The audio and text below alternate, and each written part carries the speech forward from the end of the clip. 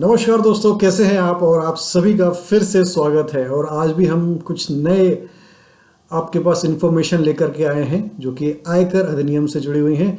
तो आइए हम शुरू करते हैं। और तो आज का जो हमारा टॉपिक है वो है माननीय सर्वोच्च न्यायालय के समक्ष उठने वाले प्रश्न। यह है कि आयकर अधिनियम 1961 यानी 1961 और धारा 2/47 यानी कि विक्रय, अदला बदली या परिसंपत्ति का परित्याग। तो क्या शेयर पूंजी में कटौती को विक्रय, अदला बदली या परिसंपत्ति के परित्याग की परिभाषा के अंतर्गत शामिल किया जा सकता है?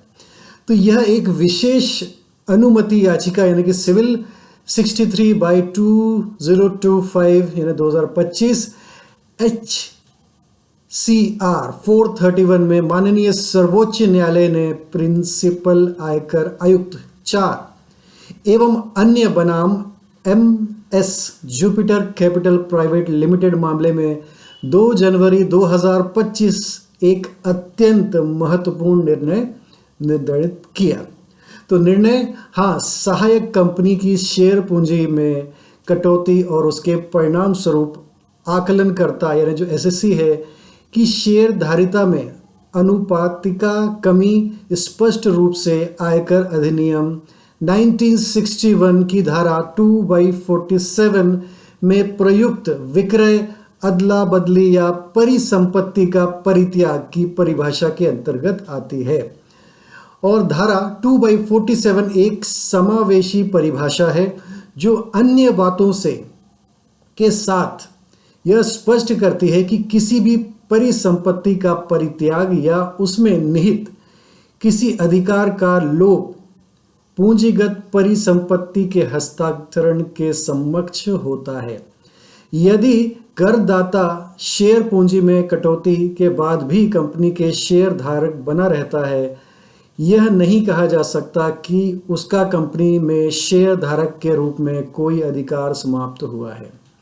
तो जब प्राथमिकता यानी कि प्रेफरेंस शेयर के अंकित वैल्यू यानी कि फेस वैल्यू में कटौती के परिणाम स्वरूप शेयर पूंजी कम होती है, तो प्राथमिकता प्राप्त शेयर धारक का लाभांश यानी कि डिविडेंड शेयर पूंजी तथा परिसमापन यानी लिक्विडेशन के समय शेष परिसंपत्तियों में हिस्सेदारी का अधिकार और पूंजी में कटौती की सीमा तक समाप्त हो जाता है।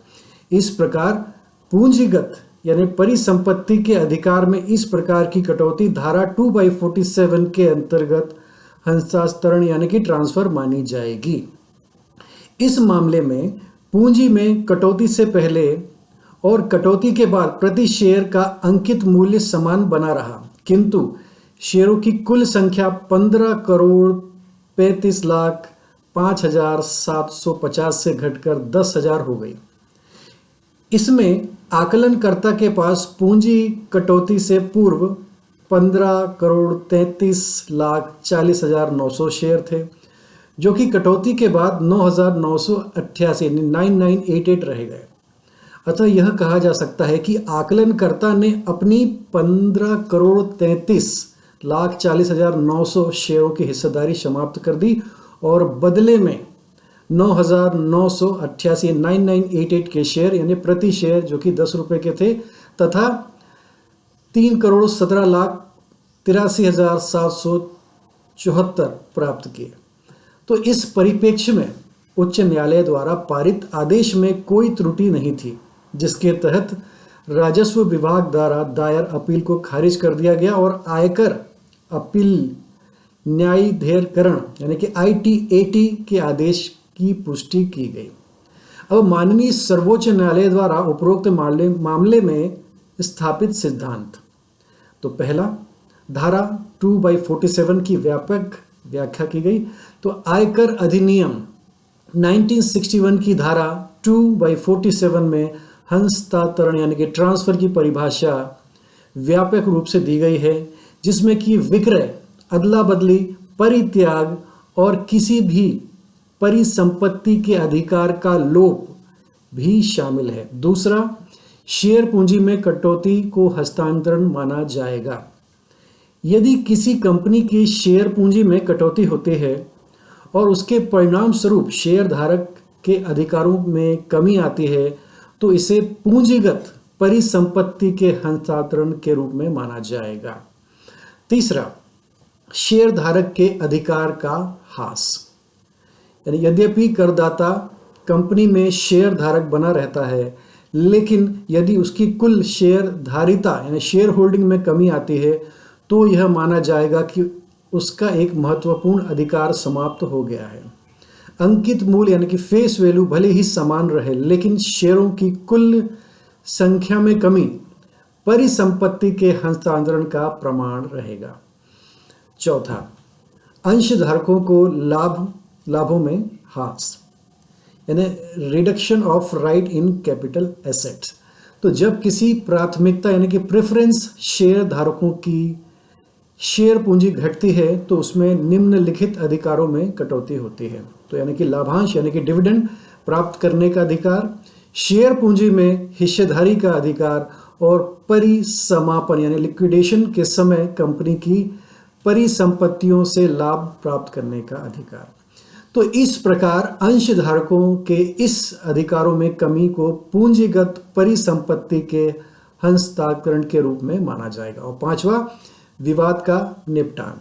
चूंकि करदाता एसईसी को अपनी पूर्व की 15,33,40,900 शेयरों की हिस्सेदारी छोड़नी पड़ी और इसके बदले 9,988 शेयर, जिसमें 10 रुपये प्रति शेयर था, और 3,17,83,474 प्राप्त हुए। यह लेन देन की धारा 2/47 के अंतर्गत हस्तांतरण की श्रेणी में आता है। और उच्च न्यायालय का सही दृष्टिकोण, माननीय सर्वोच्च न्यायालय ने उच्च न्यायालय के आदेश को सही ठहराया, जिसमें कहा गया कि इस प्रकार के लेन देन यानी हस्तांतरण की परिभाषा के अंतर्गत आता है और इस पर कराधान यानी कि टैक्सेशन लागू होगा। तो आयकर अपीलीय न्यायाधिकरण जैसे ITAT के आदेश की पुष्टि करते हुए सर्वोच्च न्यायालय ने राजस्व विभाग रेवेन्यू की अपील को खारिज कर दिया।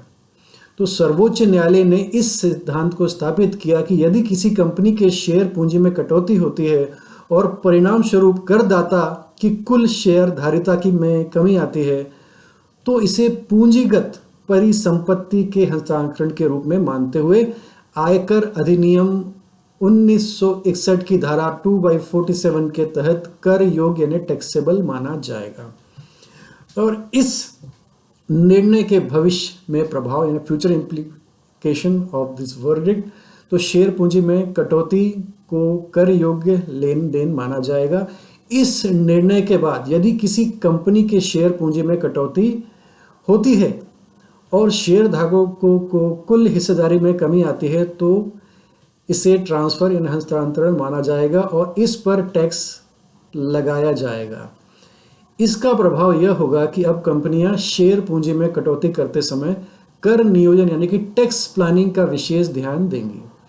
दूसरा, शेयर धारकों के कराधान यानी टैक्सेशन पर प्रभाव क्या होगा। तो यदि किसी निवेशक या प्रमोटर की शेयर धारिका में कटौती होती है और बदले में उसे कुछ राशि प्राप्त होती है तो इसे पूंजीगत लाभ यानी कि कैपिटल गेन माना जाएगा और उस पर कर लगेगा। इससे निवेशकों और शेयरधारकों के दायित्व यानी टैक्स लायबिलिटी में वृद्धि हो सकती है।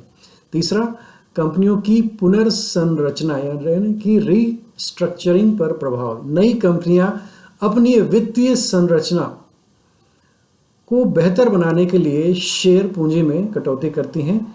इस निर्णय के बाद कंपनियों को इस प्रक्रिया में कर प्रभाव का ध्यान रखते हुए सावधानीपूर्वक पुनर्संरचना करनी होगी। चौथा, निवेश रणनीतियों यानी कि इन्वेस्टमेंट स्ट्रेटजीज पर प्रभाव। तो शेयर बाजार यानी स्टॉक मार्केट में निवेश करने वाले संस्थागत और व्यक्तिगत निवेशक किसी कंपनी की शेयर पूंजी में कटौती के निर्णय को देखते हुए अपनी निवेश रणनीति में बदलाव कर सकते हैं और निवेश यह आकलन करेंगे कि क्या पूंजी में कटौती से उन्हें कर दायित्व टैक्स बर्डन बढ़ेगा या नहीं। पांचवा, कानूनी दृष्टिकोण से अधिक स्पष्टता।